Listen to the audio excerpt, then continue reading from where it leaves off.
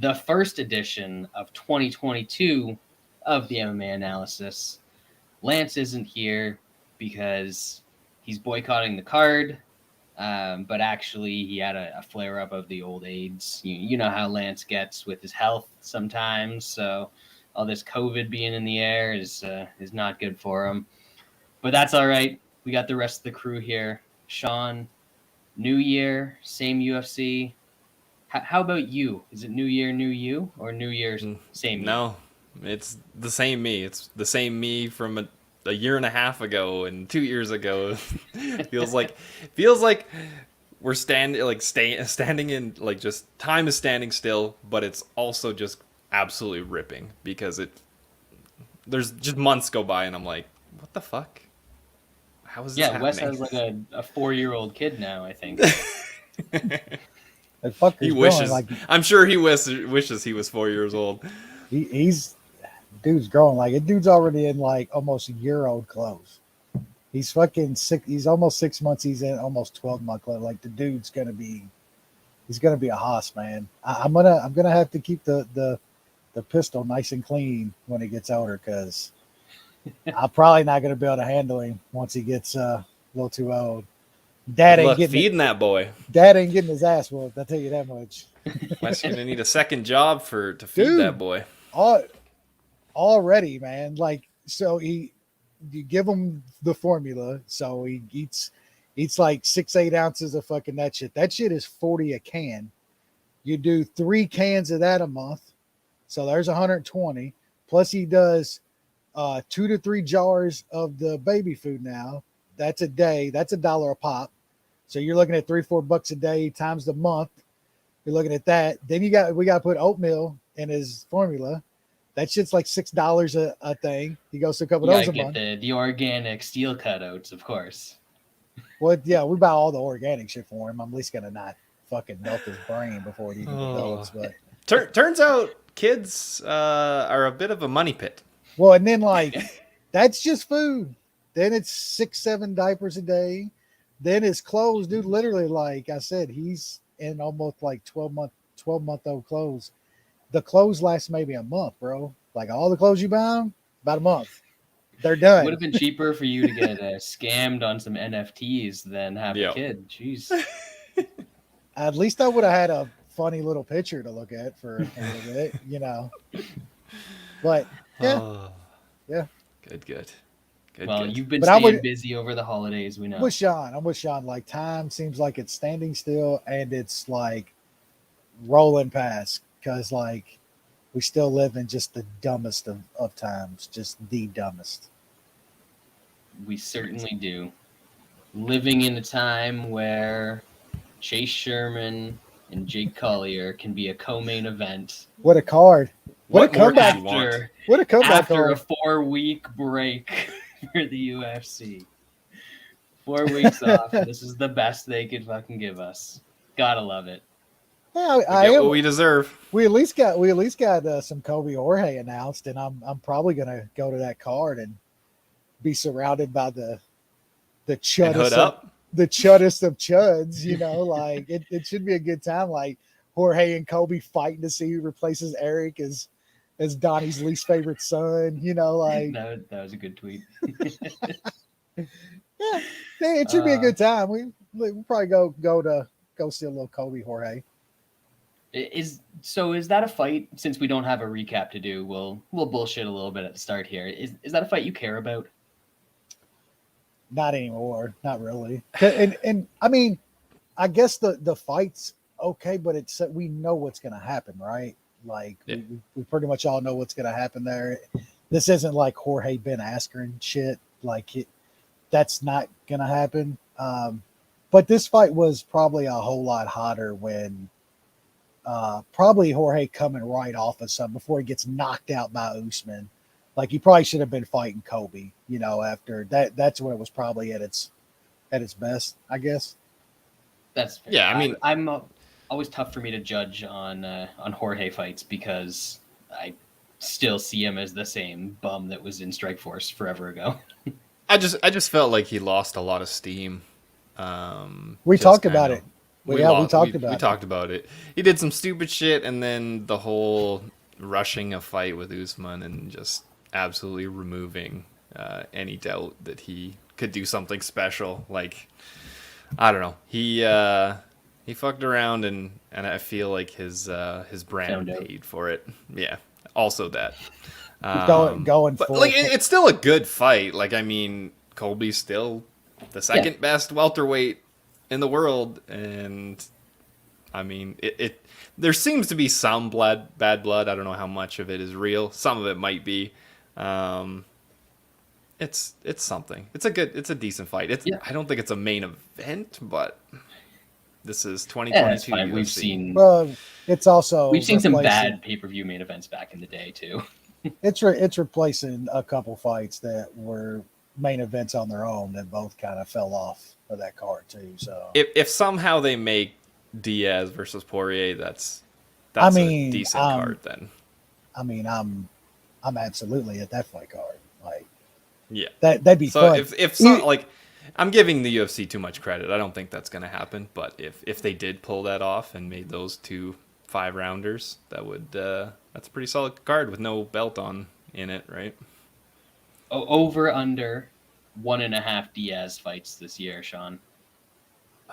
Does it have to be in the UFC?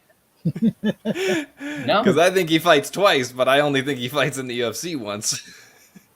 fair.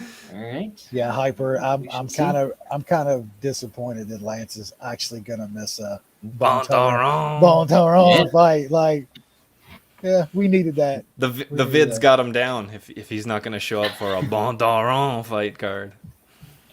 How are you gonna miss the Bayou bad boy, Rogerio Bontorin? the Bayou bad boy. But they don't have a he's Bayou the- down in Brazil. He's the Vanderlei Silva. The Bayou. Yeah, All right. Pretty good. What else do we have to talk about? Anything? Toutmaster. yeah. There we go. Eighth annual Toutmaster is happening. We started this shit back in 2015. We've crowned some absolute mooks as champions. One Mook still got the belt. We've crowned some pretty cool people as champions. This year, this is a warning to all other competitors. I'm actually going to put my picks in this year. We So should have a side everybody's- bet. We need to have a pool A side just bet? based on who thinks that Brad will actually put in a pick for every card this year, because I think the favorite is a no, and we might be able to collect some money on that bet. There is no way Brad makes every single card. There's no way. None. Saeed bet? No, because Bet on you'll do it out. Saeed? You'll just do it out of spite. I would need you to get like really Yeah. drunk one Saturday afternoon and like do a lot of day drinking and forget. That's not the one that's going to trip me up. It'll be like the 12 a.m. or the Yeah. 12 p.m. Saturday start. I'll roll out of bed and take Turk for a walk and turn on my phone, and the fights will have already started, and I'll be fucked. But I couldn't bet on myself. I'm not Pete Rose out here.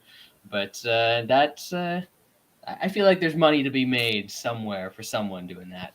But anyways, Toutmaster, if you guys are interested, if you don't know what Toutmaster is, I assume that everyone listening probably does. But Toutmaster is a year-long pick'em competition.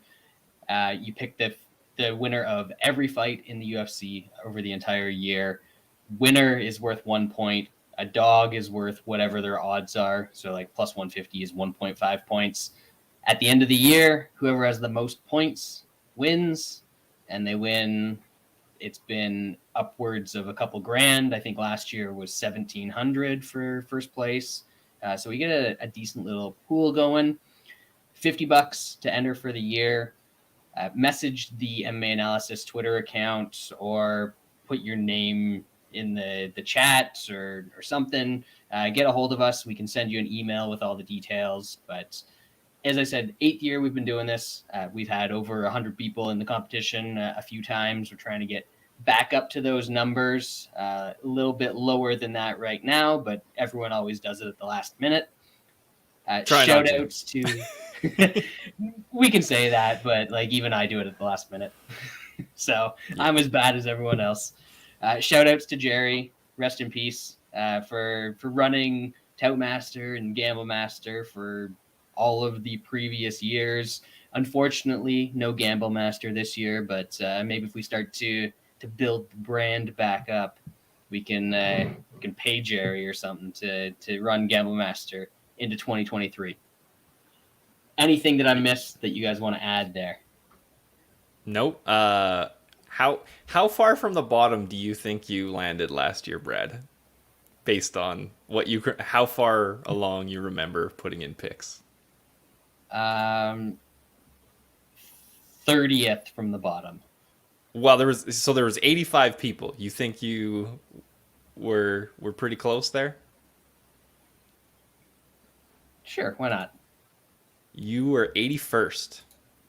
Damn. I was close. I'm pretty sure you lasted only a couple. That's why the odds are skewing towards you missing at least one card this year. So, well, by the time I missed a couple cards, we were making a joke about it because I was still beating Lance. Yeah, that's true. And then I missed a couple more cards, and by that point, there was no coming back. So, word to the wise: if you miss cards, you're gonna have some trouble winning some money. Yeah, I think we might have seen it once or twice where a couple people that missed a card still ended up placing, but even if they would have just flipped the coin, they would have got more money. Yes. So there's a Google Doc where you put in your picks. The lines are based, or the odds are based on whatever 5 dimes is at a certain snapshot in time. Obviously, we can't keep it open too close to the fights for those changing odds, and it wouldn't be fair. So everyone's got to use the same lines. I don't know when exactly we capture them. So it'll be whenever the sheets get unlocked. So basically, depending, it's bad these days because so many fights get canceled. Yeah. We're trying to go a little bit later in the week so that some fights don't get swapped out and shit like that. But you want to give people time to get their picks so in. I think usually it'll be Thursday night. Now, are you gonna stay up on changing fights more than Jeremy did, like adding fights that get added like on say a Friday and so stuff? it's whatever is when we send out the sheets or unlock the sheets, which is going to be a Thursday or Thursday night or something like that. So as long as whatever fights are set at that point, wherever that have odds, that's going to be what it is. So if we're switching fight day or on the Friday, then there's not really much we can do about that. Yeah, we can't wait till Fridays to send out sheets, man. Like we got to give people a couple days, few days to get those picks. If we do it on Friday, there would be a lot of people like me missing picks. Yeah, we would have a lot less players because I think people would know themselves enough that I'm gonna miss picks. Why even play this? Yeah. Yep. I'm gonna set the alert on my phone right now for Thursdays at 10 p.m. to put in my Toutmaster picks. I think I'm sending out the sheets for whoever has paid tonight.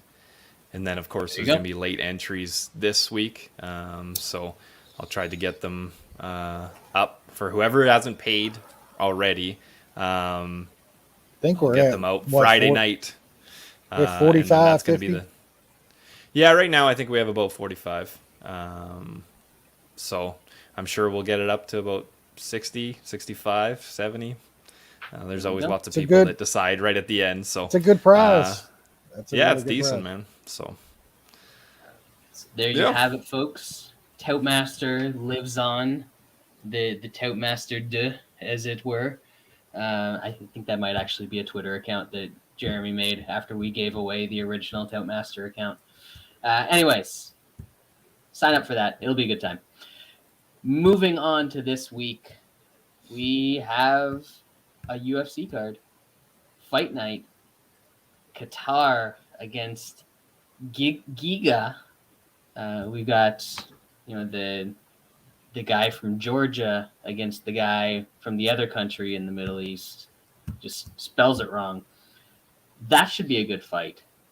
I think we're down to 9.5 fights on this card because we don't know if Algeo and Brito is happening. So yep, solid 9.5 right now. We haven't weighed in yet, but we're at 9.5. Yep. So we'll see. There could still be some fun stuff. Wes is definitely in his grow up room. It's been I thought for. Man, I thought it was fixed. Now it's going back and forth. Like it's turning. I don't know. I was going to look at my camera, but I forgot to. It looks like over. Oh, there Look, we go. It went back. It's going in and out now. Got to wiggle the cable. Is the weed on a cycle? Is this like I weed? got the purple like just a little bit. I want to tease them. Just keep them teased a little bit. So 10 fights that we're going to break down. Who knows if they'll all happen? Who knows if we'll even break them down? Starting off, featherweight division. We got the Boom and the Croom, Brian Kelleher, Kevin Croom. Croom coming in on short notice. Kelleher moving up from 135, so it doesn't really matter. This should be a scrambly good time, I think. Sean? Is that the first fight, or is the TJ Brown Charles Rosa fight the first fight? I don't know. I'm looking on Tapology. Where am I supposed to look? Doesn't matter. Yeah, I guess it doesn't matter. Yeah, I mean, it should be a fun fight. Croom is usually in fun fights, even though he sometimes is getting his ass kicked. It's a weird matchup. Such late notice. I'll take Kelleher, but it's a pretty big number on Kelleher. So I would not bet that. That's for sure. Wesley? Yeah, these do seem like the kind of guys that Kelleher takes care of. But I do agree that this should be a pretty fun back and forth kind of everywhere type fight. And man, at that kind of price, I think Kelleher's definitely one of those guys where you want him at even money or slight dog money, being underlooked and stuff. And it seems like he's just, man, he's a really big favorite in this fight. I don't think much of Croom, but dude's tough. He's gonna bring a fight here. I got a bad feeling if you're laying that kind of juice on Boom in this spot. I don't see any totals up yet. I don't think, not at least that I can see on best fight picks and stuff. But I wouldn't mind seeing what an over 2.5 is here. It's probably going to be too juice, but I think these guys probably just put on a pretty exciting fight for 15 minutes here. Probably goes to a decision. Just neither one of these guys. Maybe Boom catches a guillotine or something. Maybe, who knows? But probably going to be no bet for me. I just can't lay that kind of juice on Kelleher. Yeah, I was kind of looking the other way at thinking that this might be an under, just because Kelleher usually finishes guys or gets finished, and Croom isn't the most durable guy in the world either. So I think Kelleher is going to get it done, but he leaves himself open to some weird shit every once in a while. So hard to trust him. Don't really want to pay that price, but if you can get inside the distance at even money, which I doubt you can, given the money line, I wouldn't hate that. But it's hard to really say what you're doing in this fight when there's no real lines out. So we are moving on to apparently the first fight. That's why we wanted to do that one. You were right, Brad. The Drendine has got your back. They supposedly switched it today, so Tapology trumps everybody. What that means? What's a Drendine? Is that one of those things you kids do these days? No idea. Also, I missed a solid opportunity to make a joke about that fight and being like an old Batman episode, because one guy's nickname is Boom and the other one's Crash. It's like when he's punching the Joker. Boom, Crash, Awesome. Croom. Yeah, they should do some graphics for that fight. Don't worry, UFC. I'm here for you. Next up, another featherweight fight, another short notice fight. Got downtown TJ Brown against Charlie Rose. Charlie Rosa. Still around. Still winning one, losing one. Ain't Charlie Rose one of those sexual predators at this point now? Oh, probably. I would assume so. I'm assuming that's in the old closet. I think he got Me Too'd. I'm pretty sure old Charlie Rose got Me Too'd. Surprising no one. Hey, I mean, Charlie Rose. If you ain't going full Matt Lauer and putting the fucking old button under the desk, I mean, are you really doing your sexual? Wow. It's the 8th season of Toutmaster, and also 8 women came forward and said that Charlie Rose sexually harassed them. Yeah, sounds about right. Things are clicking. Things are clicking. They're all lining up, baby. Big year. Yeah, this is another weird fight, obviously, with the late notice. When you look at the odds, that number does look big beside Rosa. It's just very concerning. His last 3 losses, he has been controlled over 10 minutes in each of the fights he lost. That's over 2 rounds of getting controlled on the ground in every one of his last 3 losses. Dude, he does have some good grappling, but guys have figured him out, it seems like. I don't know what's going on with his black belt. Could he catch him in something? It's possible.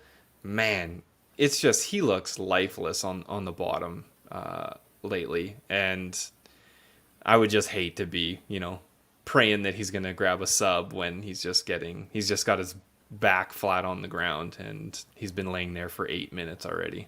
So I'll take Brown, but I don't think he's that special either. But man, Rosa's looked bad in his last bunch of losses.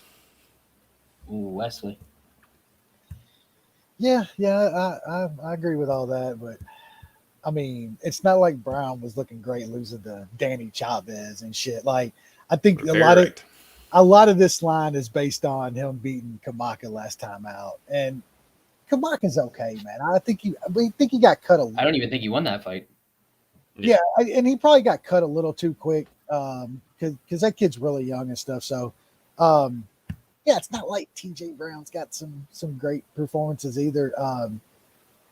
It'd still be hard to take a bet on Rosa after watching him lately, man. But I still feel like this is going to go to the ground, and we do know that Rosa has somewhat of a chance on the mat.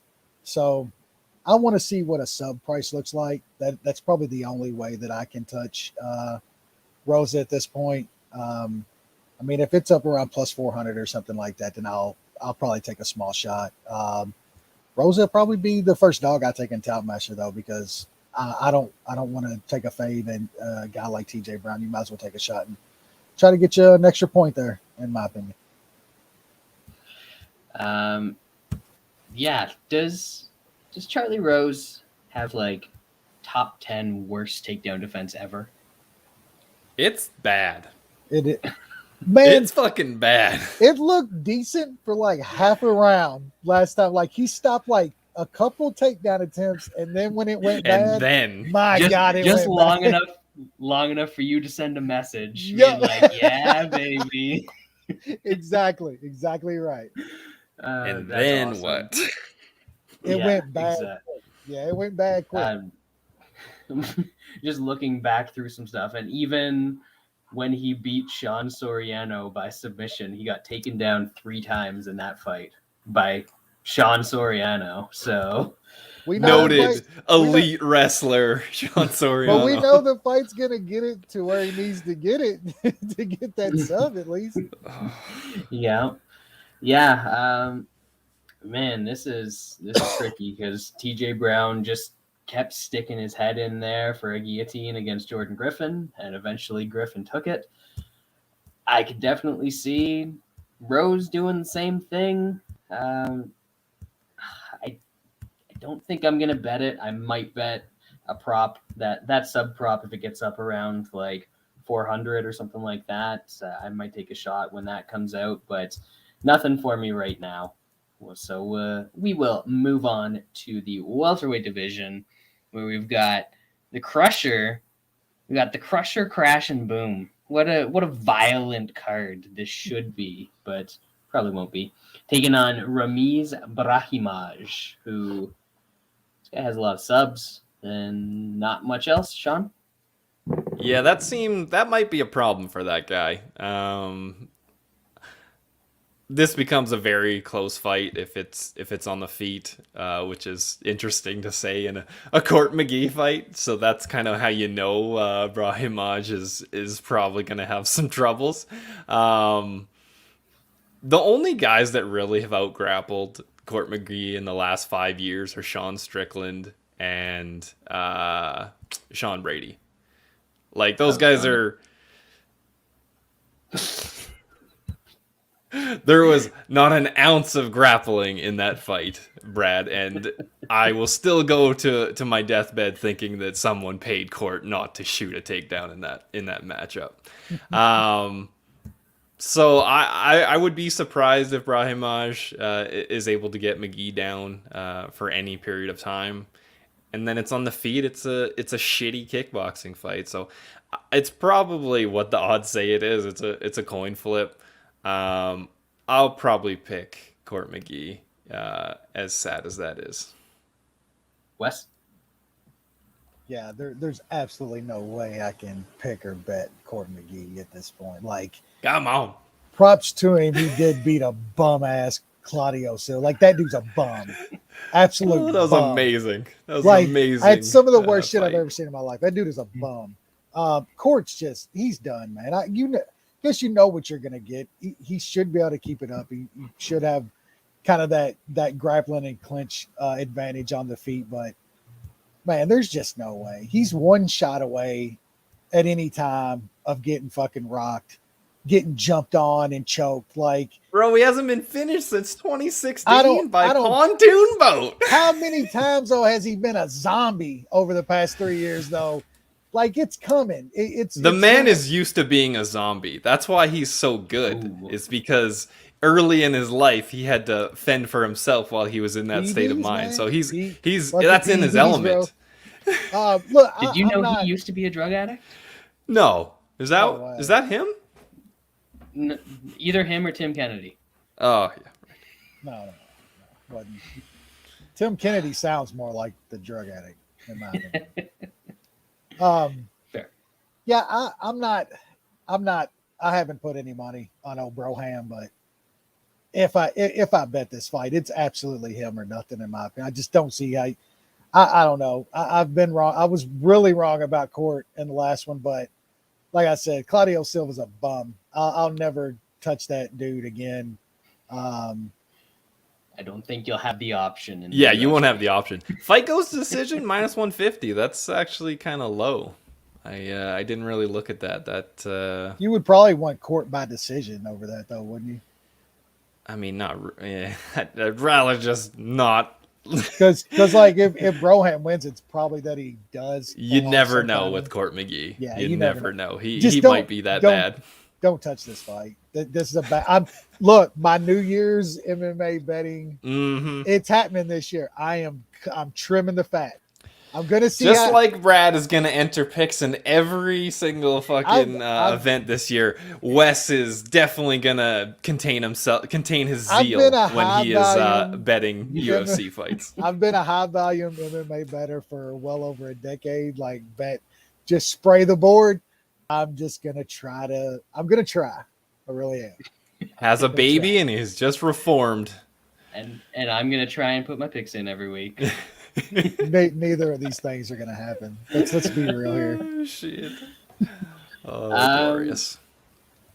I don't know what to do about this fight because I think I've been on the right side of the last two Court McGee fights. And I'm pretty sure that he is just about completely washed. Also, Sean, I was correct. Carlos Condit did out-grapple Court McGee. He had 2 seconds of control time to 0 for Court. Easy money. It's the Yep. easiest money I've ever made in my life. Fucking ridiculous, man. Court McGee got out-grappled by Carlos Condit. That fight was fixed. You'll That's never the official convince me talking otherwise. point now. Oh. Yeah, Brahimaj does one thing really well, and if he's committed to doing that thing well, I think he wins this fight. I don't think that McGee's wrestling is that great, especially at this age, that he can keep it up on the feet if Brahimaj is really going after the takedown. On the feet, Court wins a shitty kickboxing bout, so I see why it's even money. If I'm going to bet aside, I see some Brahimaj sub at like plus 400, plus 460 out there. It's literally the only way he's ever won a fight. So that seems like it might be worth a little poke, even given the opponent is a historically durable guy. Just in case Bo's listening. Had to correct myself there. Next up, middleweight division. We have the first of two Contender Series favorites. We got Ugly Joe Holmes, and I mean, it's already a beta mentality right there. Taking on Jamie Pickett, Jamie Wilson and Pickett. He's about as boring as some old music, but are we going to play him as a dog against a Contender Series guy, Sean? I don't know. I don't know if you should play him pre-fight. I think this is more. What I did last time. I know he was a decent sized dog to Staropoli. I just waited to see the first round. After that, I kind of knew Pickett was good. Obviously, I got like minus 134, and he was almost, I think, plus 200 to start the fight. So you're gonna lose a lot there. But I don't know, man. That loss to the Ninja is just it's always got to be in the back of your mind. But I mean, his takedown defense is okay, and I think if it's on the feet, he can do all right. But I would still rather pay some juice after seeing him do okay in the first round than try to bet him pre-fight. Wesley? Yeah, that's probably a good way to go. We know Pickett, if he's gonna probably lose this fight, he's gonna get smoked early. Like it's happened to him a couple times, but I don't know. I kind of think he could weather anything that gets thrown at him. I don't think too highly of this dude. Like, he's got a bunch of knockouts against a bunch of marginal fighters. It's absolutely be the best guy he's ever fought. I just think Pickett is just weathering that early power, man, and he can take over another fight, just kind of how he did last time out. I mean, some of these Contender Series guys we've seen over the past couple of years just aren't the same, man. Like, the competition level on that show's gone way down. I think Pickett's he's an okay fighter going against just a very unproven dude. So, yeah, Sean Blake's probably the way to go, man. In case he does get clocked and knocked out, like's happened. You save you a little money, but I'll probably go ahead and just take a small sprinkle on him as a dog here. I think the line's just completely flipped. I think he should probably be a small favorite in this spot. So I see some value there, and I think you just got to take it. So I'm going to take a small shot on Pickett. I think that's fair. I remember watching Holmes on Contender Series, and he's been on LFA and stuff before that in fights that I did not watch. But he didn't impress me.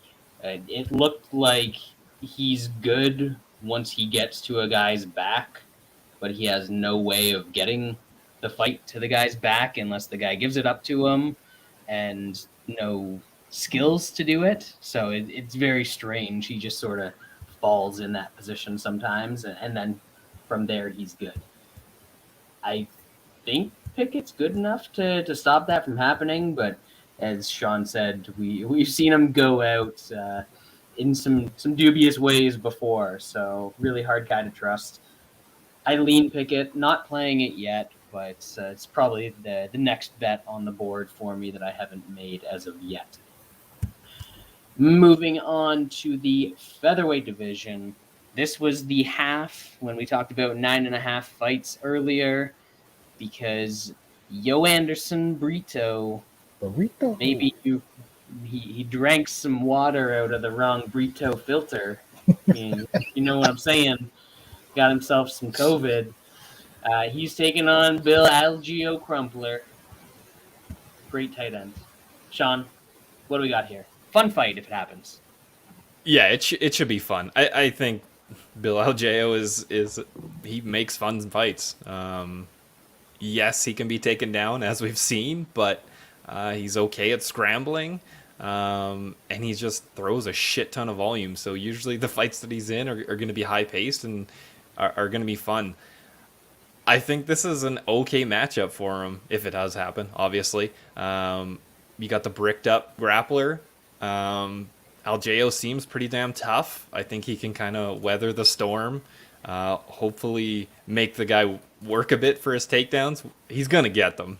Algeo just has to give up takedowns. That's just kind of the deal. Just hopefully makes him work, can get up a couple times, test that gas tank, and then I think he can take over the fight in the second and third. So this is probably not a terrible fight to live bet either, because I think the Brazilian is going to have a pretty decent first round, but I wanted to get in pre-fight as well, so I took Algeo at plus 120 for a unit. Wes? Yeah, agree with a lot of that as well, and I think we're gonna see like one of those bricked up Brazilian grapplers that they love the gas. They just love it. Algeo, we know what we're getting. That dude is coming forward. He's going to scramble. He's going to get taken down, like Sean said, but he'll scramble. He'll make him work. And this dude is fucking jacked. He's a Brazilian mountain yam eating motherfucker if you've ever seen one. And I think Algeo can get him into deep water and can take over this fight late. I think it is a great live betting spot again, like the last fight. I will just take that little bit of dog money pre-fight as well, though, because I think this is another one where the line is probably flipped. I think Algeo should be a small favorite. Definitely the more proven guy. Definitely more proven in fights. You know exactly what you're going to get, and I think that's a good way to win this fight for him. So I like Algeo here as a dog. Yeah, I'm on Algeo as well. Took some of the same plus 120 that Sean got. He's been in there against very good fighters thus far in his UFC career, and been in some close fights. Gives up a few too many takedowns to truly be confident in him, especially against a guy in Brito who's going to be able to get him to the ground. But Algeo's always good at trying to scramble up, and as both the guys said, keeping a big pace on his opponent, always moving forward. And I think as this fight goes, Brito's takedowns are going to be pretty assertive early on, but they're going to become more desperate as the fight goes on. And at some point, he's going to be a little bit more tired, probably not get one of those takedowns, and Algeo might be able to get on top of him, and that's when it could really turn. But I like Algeo. I'm also taking a little shot on Algeo round 3 at plus 1,800. Because I could see him tiring Brito out and getting that late stoppage. So yeah, I'll take some of that. I'm liking Billy here. I'll take some of that. Yeah, that's I can see it. There's another round prop that I like that we'll get to a little bit later, and I think those two together were like 113-1. So teaser. Lightweight division, we got the Harry Bush. Harry because his grandfather's name was Harry, not hairy because he's making a dirty joke, guys. Okay? Let's get that straight. He's a very adult human being who lives in his mom's basement and fights in a cage sometimes, and gets paid, $2,000 to do it. He's taking on my boy, the Slava Cold Soup, Slava Borscht. He's a kickboxer or Put it in the something. book. Put it in the book. 2022 list right there. There we go, starting it off strong. Sean, this very much wrestler versus grappler. What do we got here? I don't have much on the fight. Wrestler versus striker. Fine. Wrestler versus grappler. I don't have much on this fight. Wes, in LFA, did they announce his nickname? You're the one that would have watched LFA more than all of us. They did.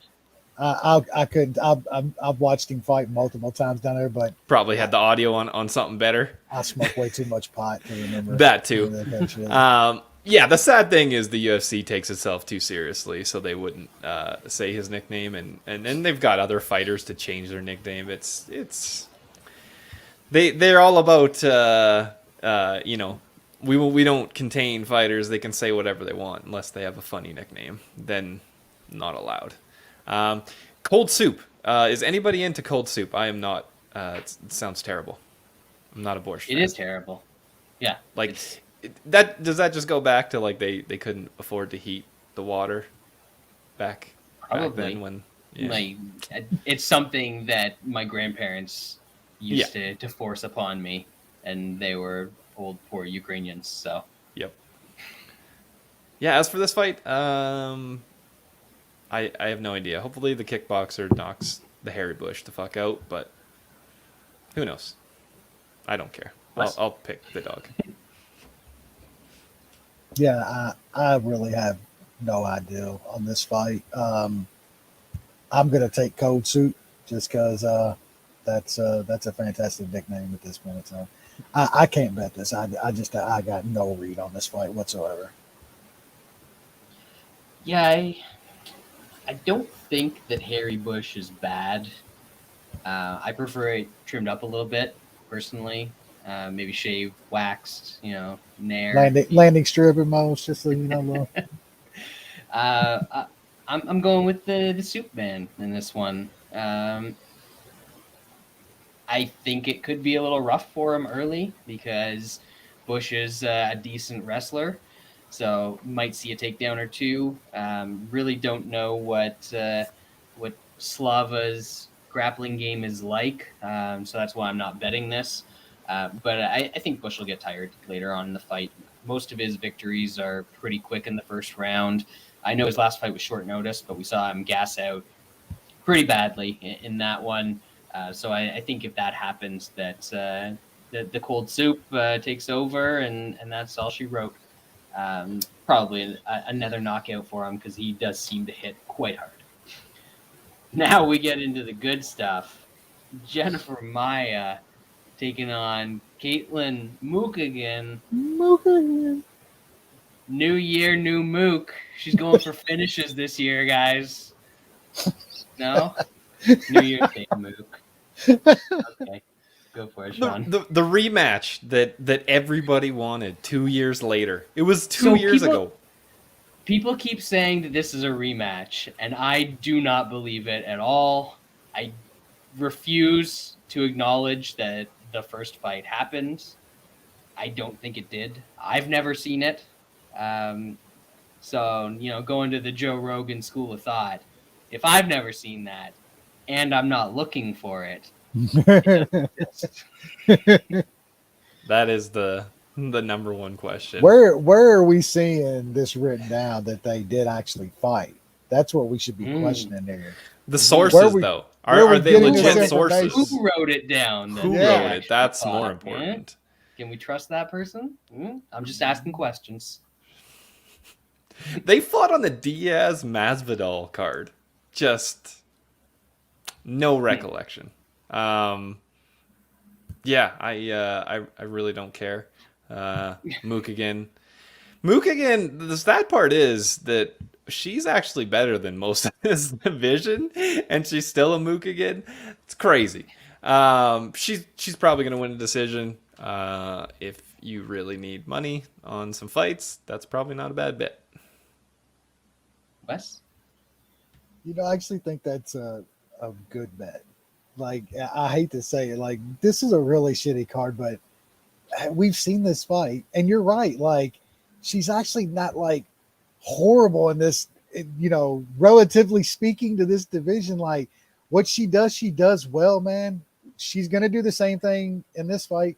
Her by decision is a pretty good bet at plus money, man. I think it was last time it was plus 110 or even money. That's a good bet, man. I think she's absolutely gonna win a decision here. The only way I think you're sweating that bet here is like if she does happen to get some kind of dumb rear naked choke as she's got her pushed up against the cage on her back, just throwing those little pity pat punches she's going to be throwing. If Maia just says fuck it and gives up some kind of dumb choke, that's the only way you're really probably going to be worried about that bet. So I'm probably going to make that bet. Little Mook again by decision. Yeah, I mean, we make fun of her all the time, but I think we've all made quite a bit of money on the Mook again over the years. She once against her lately too. That Andrade fucking price was just yes, that was amazing. Incredible. Yeah, I think this fight is competitive. I don't know what happened in the first fight, but if Maia can get a takedown or two here, I think that could go well for her. Mook's wrestling is probably a little bit better than it was when they fought the first time, if it was 2 years ago, because she seemed like at some point she made some improvements. But man,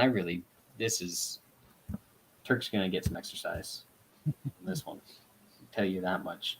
We need to make sure we're back for the next one because flyweight division, we got the raw dog, Brandon Royval, taking on Rogerio Bontorin, the Bayou Badass.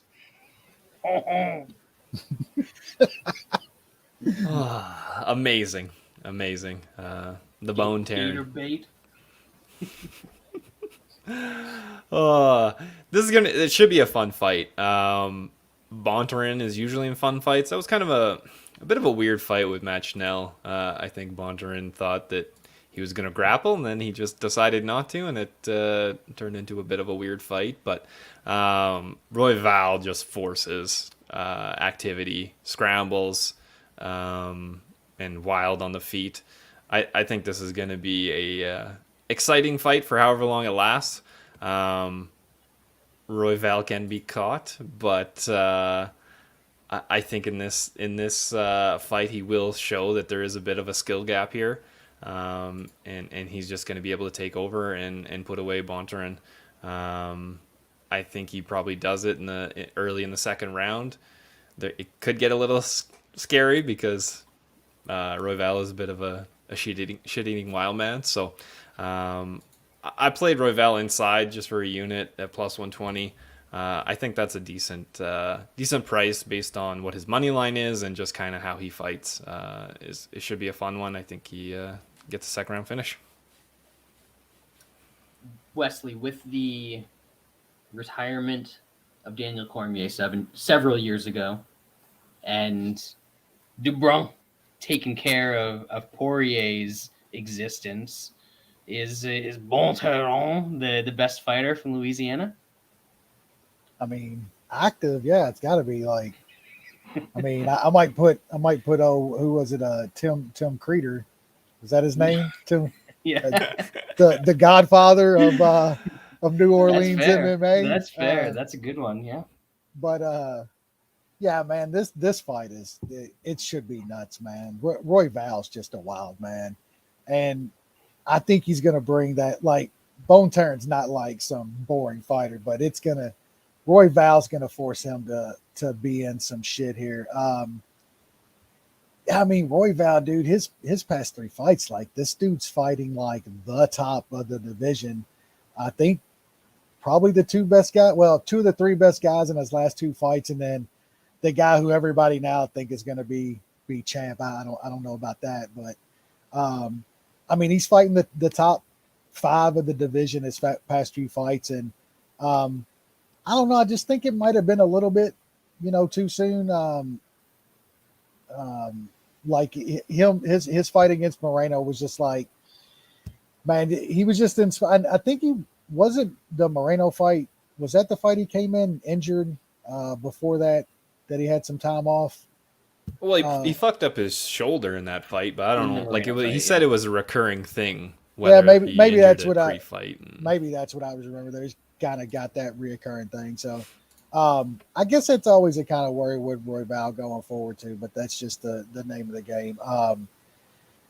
Yeah, I kind of like him in the spot too, man. I think he's gonna put Bontorin in some spots, and talking about that strength of schedule, I still think Royval's a really good fighter, man, and has the potential to be very good. Those guys at the top of that division are just all kind of on that level, man. They're gonna I still kind of like Fig to maybe beat Moreno next time out. I think those guys can beat each other. And I think Royval's in that discussion. He's got those type of skills. I love Bontorin. I think he's a fun fighter. Just I'm not sure he's as skilled as Royval at this point. You're gonna I like the inside the distance as well on Royval. It might get kind of sketchy, man. Royval's that's his style. So you're gonna be clinching a little bit, but I think he's a little bit more skilled than Bontorin, and he's gonna find a second or third round finish. I'm not even sure that Royval is that much more skilled than Bontorin, but he definitely stays in a fight better, unless he pops his shoulder out or some weird shit, which is a possibility. This one's tricky to me because Royval is going to come forward. We know that. He's going to throw all kinds of shit. We know that. I think that Bontorin's going to get some pretty easy takedowns in the first round, and it's going to be a matter of, can Royval threaten with submissions? Does he lay on his back and go for submissions, or does he try and scramble back up? Because if he lays on his back and tries submissions from there, I think that Bontorin's good enough as a grappler that he can avoid that stuff and maybe not expend too much energy, in that first round or the first half of the second round. But eventually, I expect that Bontorin's going to start to get tired in this one. I mean, we saw what happened against Kai France in his last one, and honestly, on the other side, we saw. To me, it looked like Royval was starting to have some real success against Pantoja in that fight, and Pantoja was starting to fade until he just managed to find Royval's back. So that's the other worry for me in betting Royval here. So I'm definitely looking more towards the under in this one. It's just, man, I can't take under 1.5 at just plus 110 in a flyweight fight. And then that under 2.5 is starting to creep up a little bit. Although I think that at minus 170, maybe I can throw that in a parlay, because I'm thinking if there's going to be one bet on this fight that I make, it's probably going to be Royval round 2. I saw that at plus 500.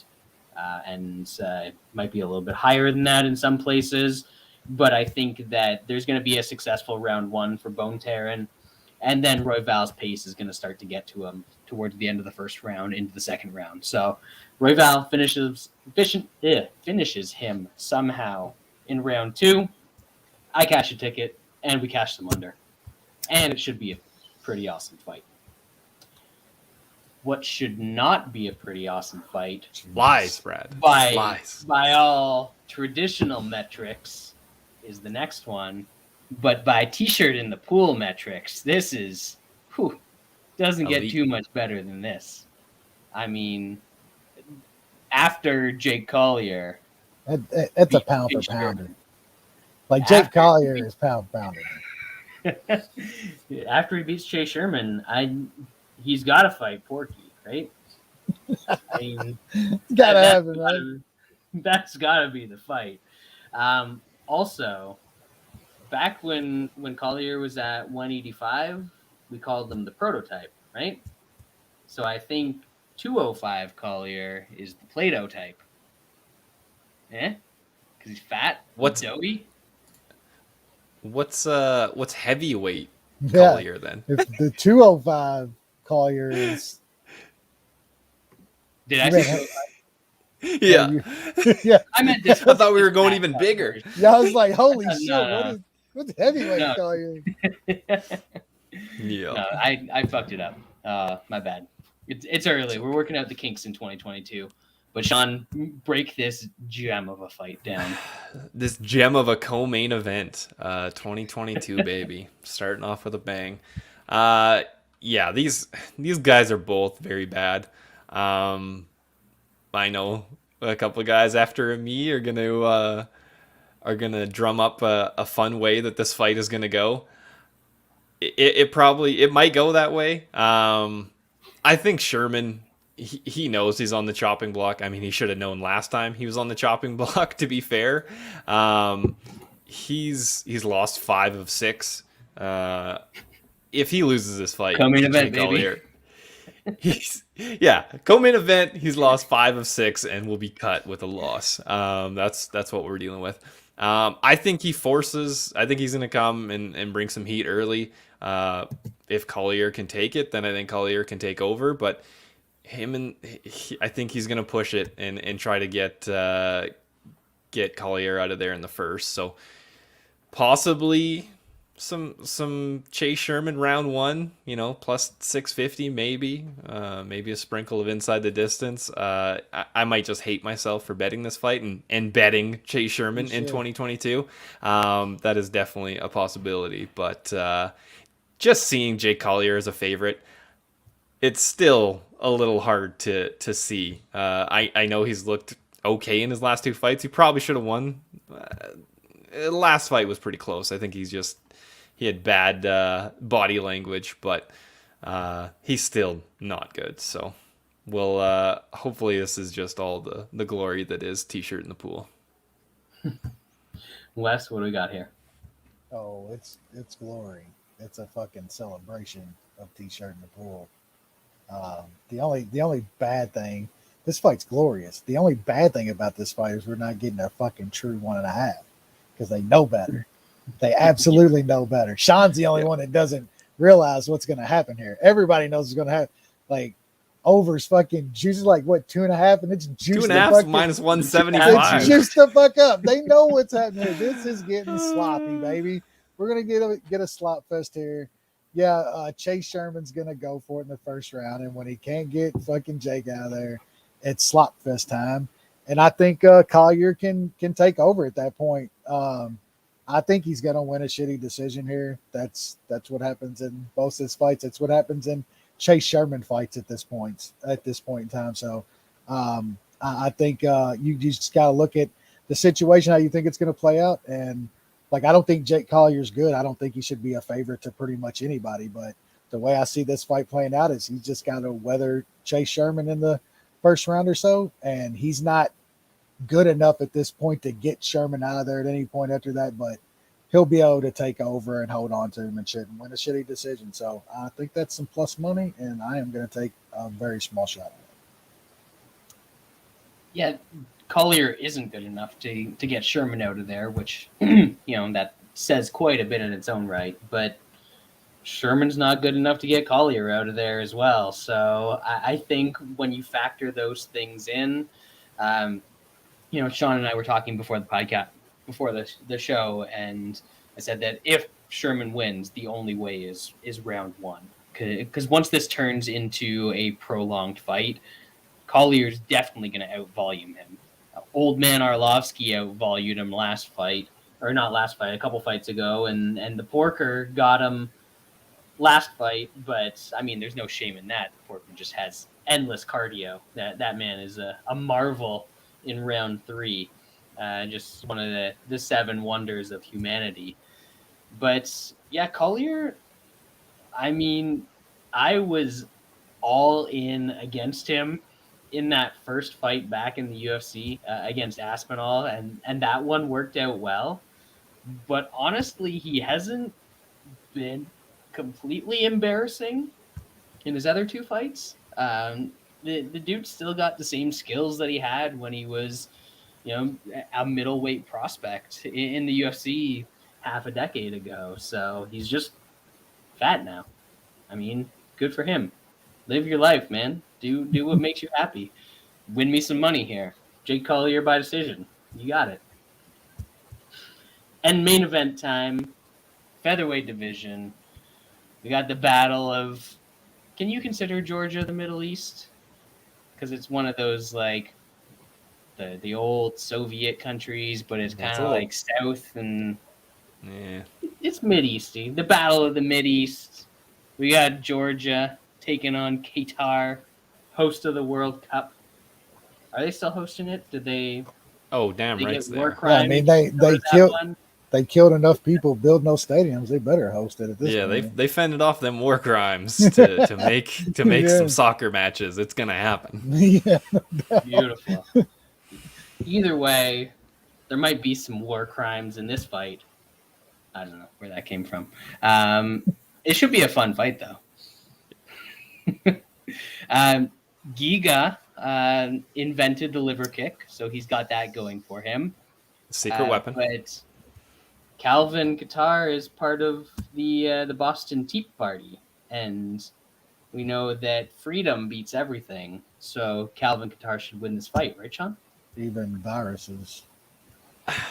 I hope so. I've lost a bunch of money betting against Giga. I've bet on four of his 7 UFC fights, all against him, and they all lost, of course. Kattar's a guy that I've bet a decent amount, and it hasn't really worked out the greatest. I bet him against Zabit. That was not. I mean, he was coming on in the third, but of course that's not good enough.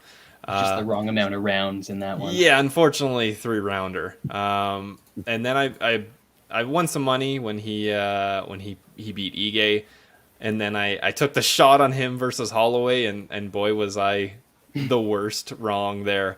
So maybe I'm too high on Kattar. Maybe I'm too low on Giga. I probably am. I still don't think Giga's that good. It boggles my mind that he has not fought a competent grappler really in pretty much all of his UFC career here. And he's damn close to a title shot.